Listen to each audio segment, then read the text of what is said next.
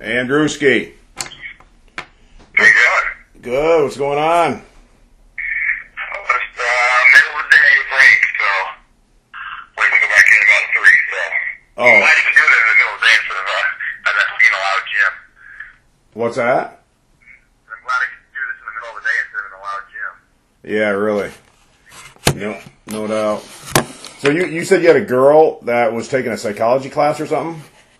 No, it's my brother's girlfriend, and she's like she's in the counseling field. Yeah. Like when she works like trafficking and all that kind of stuff, and she's going for more education, and that was just a topic in one of her classes that she had to take. I think it's like, I don't know if it's for a master's or what it is, but she was like, on the way back to Osmond, we were all driving together, and she brought that point up, and I was just, it's like, wow, that's interesting, because she was bringing up like how, the whole, it's like some of the, it sounds like the field's going more towards, the feelings for the thoughts for the feeling. Well, yeah, but see, She gave a couple examples of that, and I was just like, well, I obviously didn't really, I assume maybe it could be both, or at times, or it could be situational or anything like that, but I was just going to see what you thought about it. yeah. Is she Kind of in my mind. is she right there or no? Oh, no, she's she teaches, while she's doing her schooling, she's also like a teacher at a street school. Oh, okay. Well, the thing is this. I did a seminar at a high school here a few months ago, and when I went down the list of how things work to the degree of, how they perpetuate to come out to be manifest, outward, and therefore, you act on things, through physically to manifest out physically. I talked to the kids. Again, remember, I'm talking to 14 to 18-year-old kids, and I talked to them about thought, and then thought turns into feeling. But if I was talking to somebody, because that's real simple for them to understand. If I sit there and say to them, hey, your friend, if your friend, upsets you, you're thinking about it, and then, of course, if you think about it long enough, it becomes a really, really deep-rooted feeling, and then, of course, you act upon the feeling in some manner, whether you get really depressed or really, really upset, or you might try to beat them up, or you just might cry, or whatever the case is, So, but if I'm talking to somebody with a higher level or deeper level of understanding, I would say it more in this sense, that's easy to understand from just a layman concept, but realistically, from a deeper level, the thing is, when you're born subconsciously, there's nothing there, right? You're just there. Now, other than what you picked up in the womb via music or sounds or something's traumatic with your parents and they're fighting, of course, then you're already, wired in a certain way because you have even then brain cells of recognition even in the womb. But the thing is, the feeling comes first, then the thought because of this. Let's say I slug you in the arm. Just right out of nowhere, when you're a little kid especially, somebody slugs you in the arm. Well, obviously, you're creating a feeling of being slugged in the arm, which hurts more than likely, and it upsets you, and you may cry, or you may lash out, or whatever. You're just devastated in some manner. Someone really slugged you hard right out of nowhere. So now you created a feeling, a brain cell of recognition. That's a feeling. Now, when you see that person again, you will have negative thoughts. And so if you harbor those thoughts long enough, then, of course, they're going to turn back into a deep-rooted feeling, which is going to make you manifest and maybe flip out and start slugging them in the arm or doing something. So everything really starts from a feeling. But I mean, does that make sense? You have a feeling that, and then when you are exposed to that particular situation, you're instantly thinking about it because you have brain cells of recognition. Boom! But based on your experience, the feeling is going to be good or bad. Does that make sense? Yeah, that does make a lot. Okay, but if I can definitely see it. That's a much easier concept to understand when you're younger, just by doing the thought first. But you're saying like the brain cell recognition happens almost like you're saying like almost unaware, like an unawareness type thing, and then really, which is what the thought comes from there, and then from there the feeling comes again. Yeah, because subconsciously it is. From a subconscious standpoint, we are unaware. That's the whole point of being subconscious or half conscious, if you will, is that if you're really totally conscious, then you are aware of it. But subconsciously, we do things that we're not even aware of why we do them, but we do them. And of course, you can be aware if you think about it long enough and really roll it back as to why you do what you do. Then of course you can be aware of it. I mean, if you're always somebody that gets upset if somebody ridicules you at all, and all of a sudden you lash out every time without even thinking about that maybe you deserved it or wonder why they're doing it, you have to look back on yourself and say, why am I so defensive all the time? You can roll that back and realize, well, I'm defensive because of some things that happened to me when I was younger. I was always getting picked on or whatever the situation is, so you naturally lash out when anyone's giving you any kind of constructive criticism. You're ready to lash out because of the negative connection you have with that, even though now it may be something that is very good for you and you could learn from, but you have a negative brain self-recognition towards it, so you automatically lash out because you're blending the two criticisms together. One where somebody's telling you you're an idiot or you're ugly or you're fat or whatever you are, and another one where someone's trying to give you constructive criticism to help you along with whatever the situation may be. But the thing is, obviously your brain cells are flying around all the time. You're getting wired, and they create a feeling. Now, if you were to ask certain people that have been divorced a couple times, what do you think of marriage?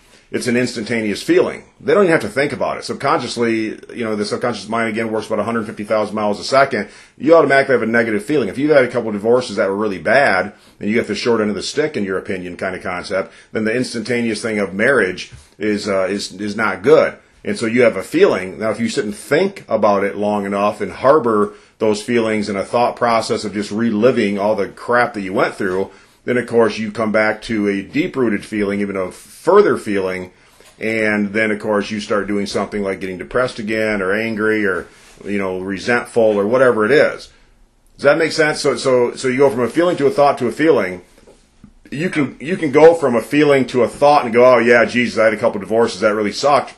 And if you leave it at that and just start laughing it off and going on to something else, then you don't perpetuate it into being a more of a deep-rooted feeling that would make you actually act on it. So the first feeling shouldn't and won't make you react, at least in a physical way. It'll make you mentally go, oh, that really sucked. Or if something great happened, you'll think, oh, that was awesome.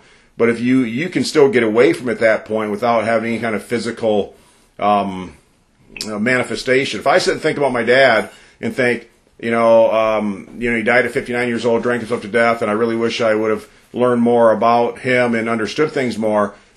It's an instant feeling that I get, but just by saying that. If I don't think about it and go just move on and say, okay, Andrew, what's going on, buddy? How's Nebraska? But then all of a sudden, I never let that feeling that turned into a thought I never let it turn back into a feeling. If I did, I would sit and ponder it and actually start physically manifesting, either being depressed or tired or just, again, resentful or whatever the thing is, whatever the situation is that I, deeply feel about that situation.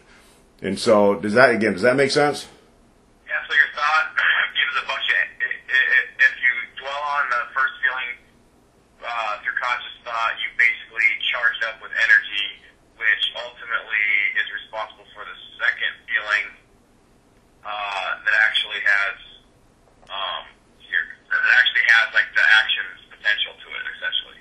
Well, yeah, because from a psychological standpoint, if you're dealing with a child, say you're in a halfway home, and you're dealing with kids that are acting out and they're having to be in detention or like say halfway home kind of thing or halfway house, and those kids are acting out. And you say, well, they got a feeling and they're just acting on that feeling. Well, no. They really first had the option of filtering it out through thought because it became conscious to them. The initial feeling, if they were just to lash out at you as a parental figure, which would be the people that run the halfway house, and they would lash out to you, that was a feeling because of what they used to get from their parents, and so they naturally are wired to react a certain way because that's what they did. But they still have that moment of time that they could think about it and either choose to not do it and act on it, or they could sit there and go, yeah, that guy is just like my dad was, and man, he used to piss me off, and and all of a sudden now that thought becomes even more of a deep-rooted feeling that he's going to absolutely act out on far more than he would have had he on the first feeling. He had an option of stopping that if he chose to, But when the more he got thinking about it and thinking about it, he got more deep-rooted. You know, when you have an argument with your girlfriend or a wife or whatever, same exact thing. You know, my wife can do something that irritates me, and it's something that she's probably did 100 times, and that's an instant feeling. The second I see something happening with that situation, it's an instant feeling of, geez, I can't frickin' believe she did that. I have a choice of stopping that thought process right there and going, you know what? Yeah, she does that, but she does a lot of other things good too, and turning it around. Or I could sit there and go, you know what? I don't know why the frick she does it. This is a bunch of bull crap. I don't know how many times I talked to her about that. And all of a sudden now that becomes a deep-rooted feeling. So there's really two levels there.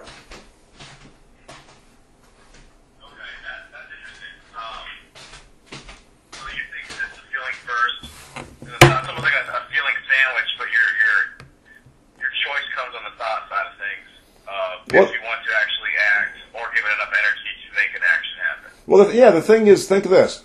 You can have two people, and you know you've done this before in your own life, I guarantee it, where somebody you don't like says something, and you react completely different than somebody that you do like.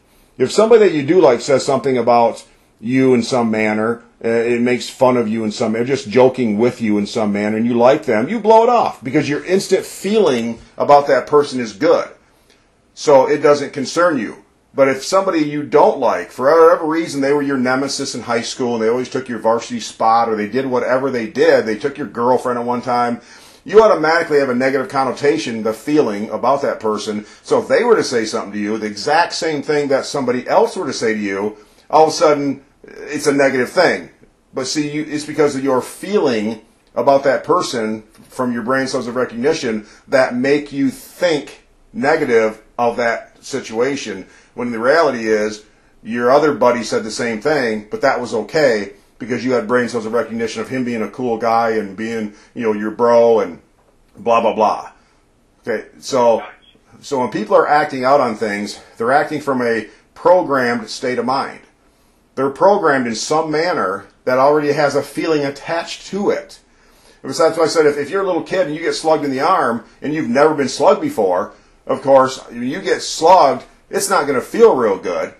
And so that instantaneously creates a feeling of negative, and of course whoever slugged you is going to be the recipient of having that brain cell recognition, and from then on, that person's an SOB. Alright, it's like, okay, so when you hear that person's name someplace, or someone says something, or say that person says something, makes a comment, I don't know, about the weather, about whatever, you instantly are going to argue that just because of the feeling you have about that person. Nothing to do with the statement. And so, and that goes good or bad. You know, goes good or bad. It's like dating a certain gender, or not really gender, dating a certain ethnic group. You know, when I was younger, I always dated, I mean real young, I used to go to a church where there was always Hispanics. And so I was always around Hispanic girls. To this day, I have a really good feeling around Hispanic girls. I'm married to one. And so because of way back in my youth, 40 years ago, that the first girls that I met and were relatable with and thought I was cute and all that, I instantaneously had a brain cell recognition of a feeling that they gave me. To this day, I still have that feeling. No matter how much crap I went through, and yeah, there's been ups and downs, but it was so ingrained in me from the beginning of a feeling of, that's really nice, they think I'm cute, and, you know, all this good stuff, and the good times I had, you know, I was 8, 9, 10, 12, 13, whatever. To this day, if I'm in a room full of women, and it's all segregated, you know, from all different nationalities, I will instantly gravitate and have a good feeling from the Hispanic side. Because of what I've been through. Other people would have just the 100% opposite. My cousin, that's a funny thing, because my cousin would say exactly the opposite. He was dating some Hispanic women. He was really young. He had a terrible experience. A terrible experience with a couple of them. And you can't even bring it up without him frickin' just turning red and spitting bullets. So, you know, and he's the kind that would harbor the thought long enough to frickin' ruin his whole day. So, I mean, literally. He just doesn't control it. He just, damn it, I deserve to be mad. Okay, that's a great thing. I deserve to be happy, so that's great. I mean, who wants to exercise that right to be mad? You know, let me talk about that. Yeah, let's do that one. Yeah, I have the right to be mad. Do you? Okay, that's great. Exercise the right to be mad, you fool. That's a great right to have. I'm sure that's what our forefathers died for. So we have the right to be mad. What a stupid concept. You know, I have the right to be happy. So I'm going to just do that. But, anyways. So does that make sense of it? Man, this is awesome. Yeah, it does. You know, I almost one of my thoughts was, well, you know, could it be both? And you know, since there is two entities of it, you know, like why does one have to come before the other one? You know, is there a possible way to make them? You know, like I don't want to say both come first because you really I don't think you can, but if there's a way to think about it as if, you know, like the thought doesn't always come before the feeling, of the feeling doesn't always become the thought, because I try to stay away from never and always. Right. You know, I know there are exceptions, but no, I hear you. Somewhere, you know, it's the old saying from either a biblical standpoint, which they clearly clearly believe that obviously there's God and Jesus, and you know, of course, there's several other gods, if you will, as far as depending on what nationality you are. But so they have a clear understanding that there's a mind involved in the creation, of course. But even from a universal law scientific standpoint, you know, they understand clearly that nothing would ever happen without thought entering into it first. Okay, and just the thought of something. I'm reading The Intention Experiment by Lynn McTaggart again, the book I gave Josh, and it's just so cool to talk, you know, to think about how thought makes things move. And so there is an initial thought, but something has to spawn the initial thought, you know, of some sort. And it's like it's somebody thinking for the first time that they want to, you know, commit a crime or do something. Well, yeah, you can say, well, that's the first time they ever thought it. But what happened in their life where they had a feeling deep down that perpetuated that thought? And that's the chicken before the egg concept. You know, some of it's clearly obvious. Like I said, if I slug you in the arm, yeah, you don't like me because I slugged you in the arm 20 years ago when you were a little kid and you cried. Okay, I get it. You had a feeling about me. That wasn't good. If I came up and gave you $5 that day instead of slugged you in the arm, 20 years later, you know, every time you think of me, I'm the freaking greatest guy in the world. If I run for office, you're the first one down there voting for me. Everything's going on. But, you know, it's just a matter of, you know, that's a clear and obvious one. But other ones aren't so clear and obvious. Where did that thought come from? We say that all the time about people. How do they think of that? Where the heck did they get that from? How did that ever enter their mind? Well, you know, if you roll back far enough, and again, we can go back to the womb, and there's a lot of studies that show that even back into the womb, of course, you know, when you're listening to music and, you know, your baby picks up the music, the baby definitely picks up on the mom being tense or not tense. There's all kinds of thousands of studies that show that to be real for the obvious fact that we're all energy, and of course we're vibrating, and of course if a mother vibrates at a angry level, clearly the fetus is going to be a recipient of that distress. I mean, that's just so clearly obvious. And so it's no different than if the mother's doing drugs and gets in the bloodstream. It's literally you know, as damaging, and a lot of studies will tell you, yeah, they might as well just be frickin' mainlining and doing drugs. If they're being angry and fighting and screaming and yelling, you know, they might as well just be putting stuff in their bloodstream because it's getting to the baby, the fetus, just as easily. So, and then the baby comes out all colicky and whiny, and they wonder, well, geez, what's going on with the baby? Well, you know, relive the last 9 months with the mother and see what went on.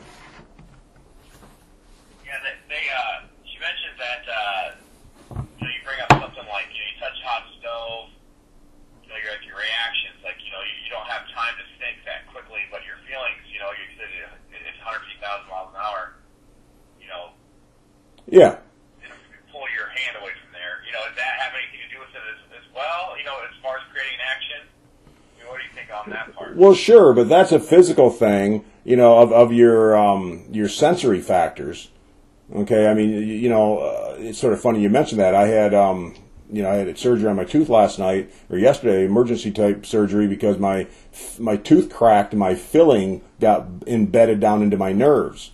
You know, try having your filling embedded right onto your nerves. You know what it's like to have your nerves, you know, if you hot and cold water, if you're drinking or something, and it's like, oh, geez, that. Well, try having that for 24 hours a day for 2 solid days, where it never released itself. Now, that's a physical thing of your nerves And so obviously, and of course, there's one of the highest levels of your nerves as far as sensitivity is in your fingers. And so when you're putting your hand on a stove, that's obviously a physical thing to that degree of touch, and all of a sudden you don't have time to react because your body's response mechanism is a millionth of a second to you touch and move. It already got to your brain before you could even think of moving your hand. I mean, it's already there. But that's to me that's a little. That's a different kind of, neural pathway, brain cell recognition. It isn't like you have to look back in your history and go, well, why did I move my hand so quick from the fire? I mean, that's a physiological response, and that you're neurologically you're so geared to be able to respond to that. It's like your body going into shock. Your body goes into shock to keep you from feeling the pain. When you go through too much pain, your body goes in shock. It protects you from the excruciating pain that could otherwise, blow your heart out. Otherwise, kill you because of short-circuiting your system. So it automatically goes into shock. And people think that going into shock is something bad. Going into shock isn't so bad. It actually protects you in a way from a complete meltdown of the physical pain. And people have went through crazy amount of things physically, and whether they have bones sticking out of their body or their arm is cut off, and they'll tell you, I was in shock. I was just walking around like I was outside of my own body. It's where the feeling wasn't even there because your body is protecting you from that. But that's a different, to me that's completely different as to what we're talking about from a brain cell recognition. And, slugging you in the arm isn't going to create the hand on the stove effect to the degree of something physical and freak you out right out of the gate, because you still have time to change that. The hand on the stove, you don't have time to change. You put your hand on the stove, you're going to move your hand. You're not going to sit there like if I slugged you in the arm, or if you go back to the memory of being slugged in the arm, you have an option of, you're not just going to break down and cry right then necessarily, right? And like you did then, you're going to think about it, get angry or upset, and then relive it, and then bawl in that scenario. If you put your hand on the stove, you're going to freaking move your hand. You ain't going to relive nothing. It's just going to go back. So, okay. But anyways. That answers it way better than I thought. Just kind of honoring it on myself. So. Yeah. So, yep. The first thing I do is, I go right back when anyone's doing anything that I perceive, not that my opinion's anything, but that I perceive to be different or odd or irritating or something. I'm like, what did they go through in their life to be that way? What must they have went through that formed a feeling that now they're reacting in a way as if they're reliving that same situation, and I'm just the recipient of them having went through that other traumatic situation. And it's like somebody getting ripped off, or suddenly they're accusing you of doing something. You're like, well, wait a second. And it's the only reason they ever do that is because they've had bad experiences. Other people have never had those experiences don't act that way. They're just, they just don't.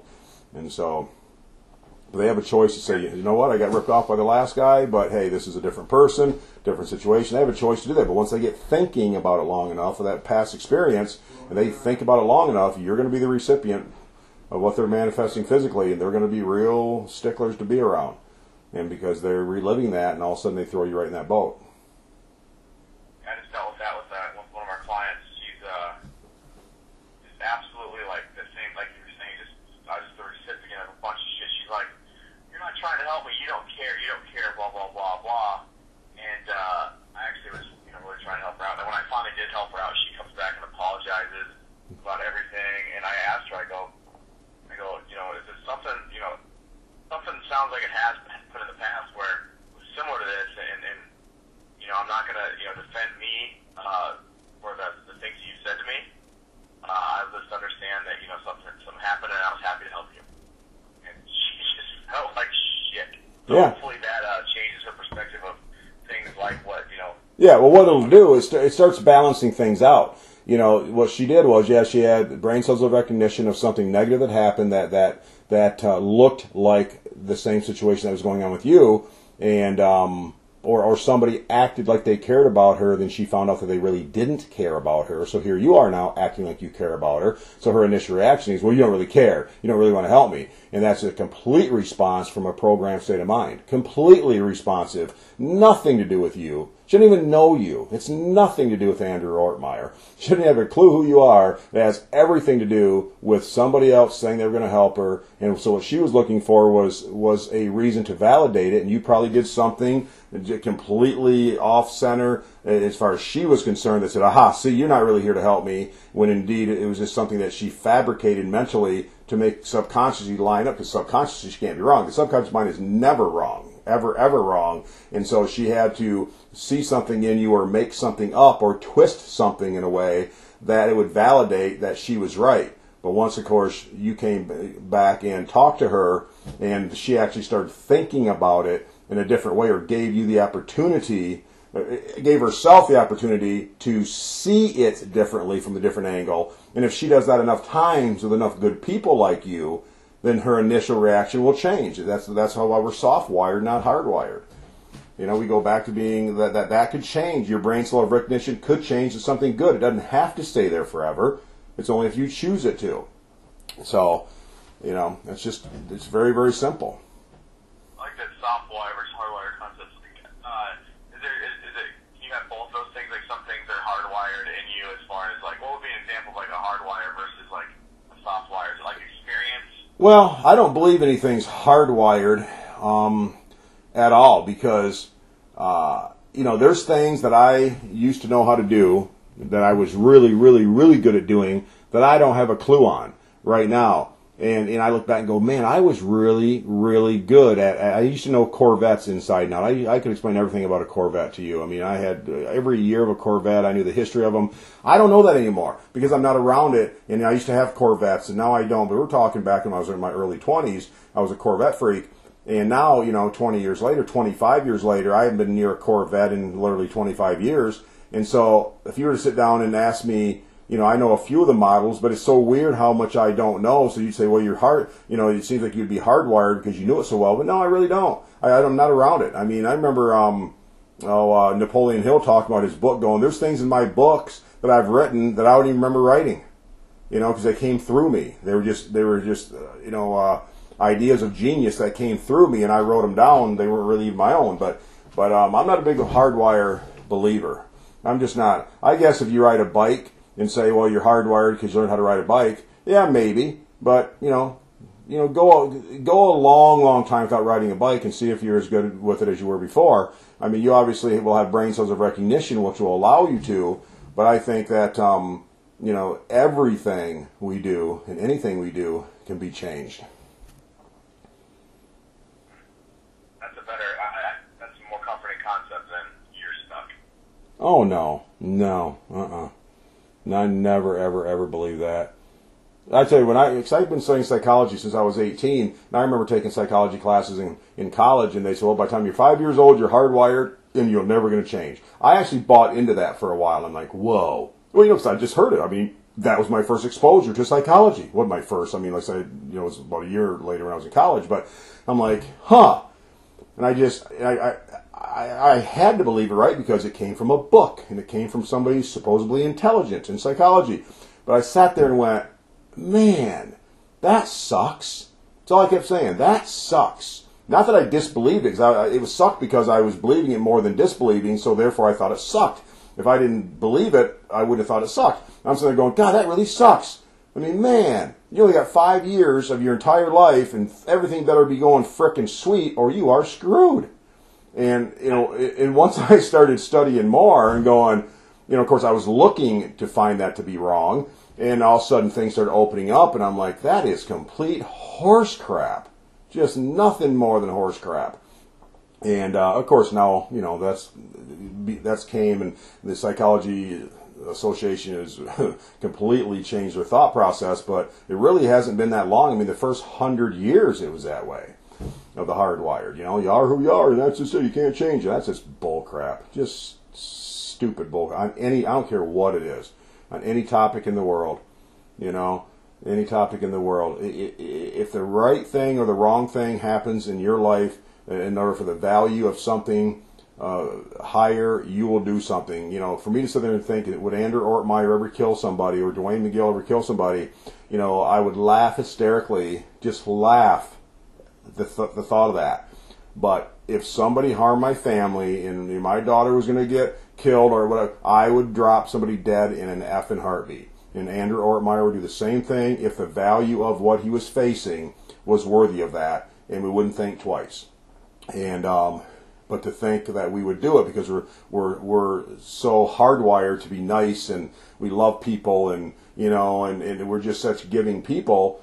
And say, well, you're hardwired that way no matter what, that's not going to change. Oh, yeah, it could change. if the right thing came up, it would change. Even if it was for a second, it would change.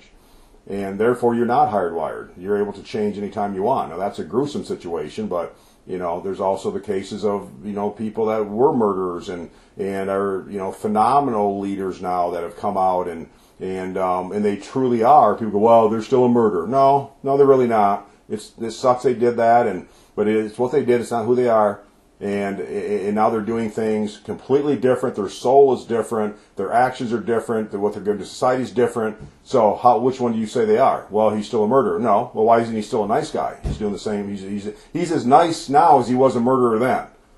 So, you know, he's not hardwired either way. Not hardwired either way.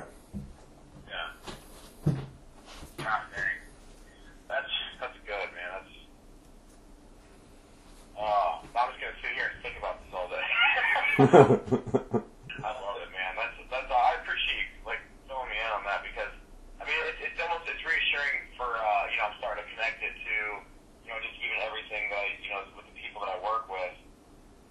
You know I have this person who you know says that they're this way and believes this way. This person who's you know this way and this is going to be good things to share because I think most people think that they're stuck. I mean, everybody. I mean, I obviously did too. You know, until you know I started talking with you. But yeah, not thinking that they're stuck, but that's just like you said, they were taught this is how you're going to be. You know, I heard that you know after high school, you know, you're going to start going into the most important years of your life, and then in college, you're going to that's when you're going to become who you are for the rest of your life. Yeah. Well, that's only because most people, of course, 90% of the people are flat out lazy mentally. That it takes a lot to change. I mean, it takes a lot to rewire. I mean, you know, if you've letting yourself get way out of shape and get fat, yeah, it takes a little bit to get yourself back in shape. But don't think you can't, you know, and don't say just because, well, I've been fat forever, I'm always going to be fat. No, there's been fat people that are freaking thin now, you know, completely different. I mean, it doesn't take work. So if I was a betting man and said, okay, the 100 people that graduated from, you know, with Andrew in high school, in the next 5 years, wherever they're at, that's where they're going to be. I would take that bet only because I understand humans so well. Would I take that bet if all 100 had the opportunity of awareness and were conscious and had the tools to change and be the way they want? I would never take the bet that they're going to stay the same if they have all the tools and they're aware. If they're not, and they're normal humans that just float through life and just get by, I'll take that bet every day that they're just going to be stuck, and that's who they are. I'd take it in a minute, but nothing to do with that they couldn't change it. It's that they wouldn't. So, big difference. That's true too, huh? That's good. I'm sure I'll have more questions. Ryan, I know if I email them to you, then maybe talk like that. I mean, we haven't talked so freaking long. Yeah, I know. No. Well, I said when you sent that last night, I was like, oh man, I'd love to tear into that. So, and I do. I just, I need to get back out speaking more and doing things. It's my passion. It's what I love to do, and I think I'm fairly decent at it. So, yeah, it's captivating as hell, man. Like it's just one of those things that, at least when I hear you, it's you take one thought, just like hold its hand through your whole, like through a lot of your experiences or different like X factors that you have. You just dance this Y factor, along with it, and then by the time you're done, it's just yeah. I don't really know what to say except to sit here and chuckle quick because it's just funny.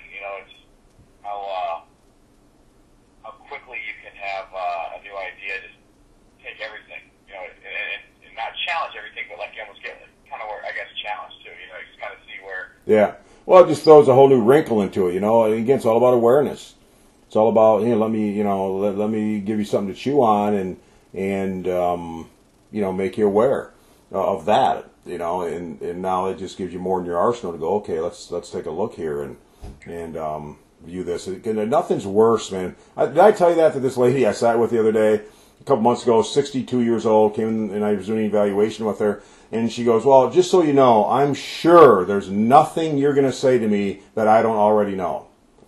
And I was just like, what you wanted to really say to these people, but, that is the sign of the most ignorant person God ever put on planet Earth. That you can never say to me and tell me anything that I don't already know. I wouldn't say that if a 4-year-old was talking to me about stuff. Because I don't know where that 4-year-old's been and who they've been hanging with and what's going to blurt out of their mouth and a pearl of wisdom. And it's just the most ignorant, just beyond ignorant. So, take it all in and evaluate it. But, well, all right, bro. Be good, man. And we'll talk here soon. And, geez, what's up with Nebraska football? What's going on? I'm like, just please don't let you lose to Michigan. And I'll fuck you off to Michigan. Yeah, welcome to the Big Ten, huh?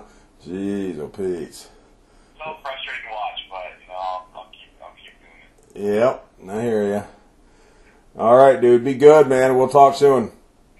Yeah, I'm going to share the notes I took with Jenny, and then I'm sure she'll have questions. So we'll maybe collaborate and send something your way. Yeah. You can tell us something that we don't already know. There you go, I'm sure. And you can tell me something, too. All right, buddy. We'll talk to you later.